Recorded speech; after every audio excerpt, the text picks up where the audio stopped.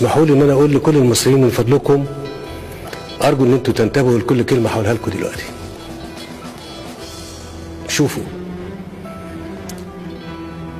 الهدف كله من اللي بيتعمل ده هو اسقاط الدوله المصريه، وهم في استراتيجيتهم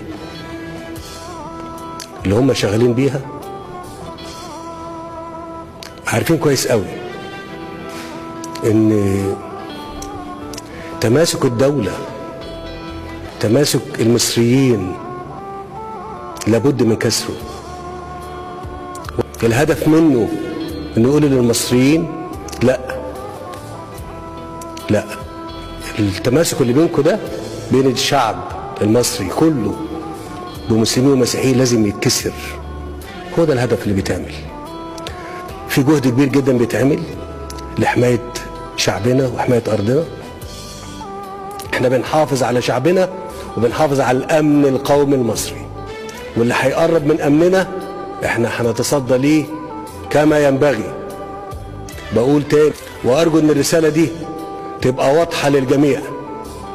نحن لن نتردد في حماية شعبنا من الشر وأهله. مرة تانية بقول للمصريين اوعوا وانتبهوا وحافظوا على تماسككم.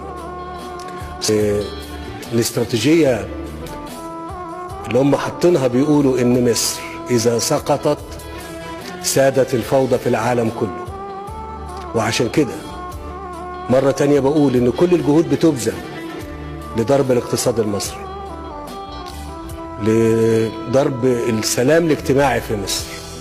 أعنا الله سبحانه وتعالى على اللي احنا فيه، ووفقنا وحمانا.